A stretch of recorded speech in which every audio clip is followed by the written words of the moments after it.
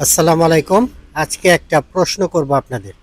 আপনাদের একটা প্রশ্ন দিয়ে শুরু করব, সেটা হচ্ছে যে জাতীয় ঐকমত্য কমিশন, জাতীয় ঐকমত্য কমিশনের আ সা যেই মিটিং বা সভা, যেটা বসে সবাই আলোচনা করছেন।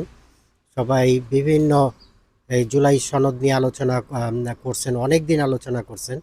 সেই জাতীয় ঐকমত্য কমিশনের শেষ বৈঠক কালকে হয়ে গেল, গতকাল হয়ে গেল। আমার প্রশ্ন হচ্ছে যে যে বা কার বা কথা শুনলে আপনাদের সবচেয়ে বেশি বিরক্ত লাগছে? সে কার কথা শুনলে, কার বক্তব্য শুনলে আপনার কাছে মনে হইছে যে এই সবচেয়ে বেশি বাধা সৃষ্টি করতেছে এবং এবং খুব আনহেল্পফুল, যেটা যেটা বলে যে সাহায্যকারী না, যে কাম একেবারে বিরক্তিকর, যে কথা এবং ভাষণ বা বডি ল্যাঙ্গুয়েজ শুনলে, দেখলে মনে হইছে যে বা খুবই বিরক্তিকর। এটা কার বা আচার-আচরণে মনে হইছে? দয়া করে আপনারা একটু কমেন্টে লিখবেন। আশা করি সবাই অংশগ্রহণ করবেন। ধন্যবাদ সকলকে।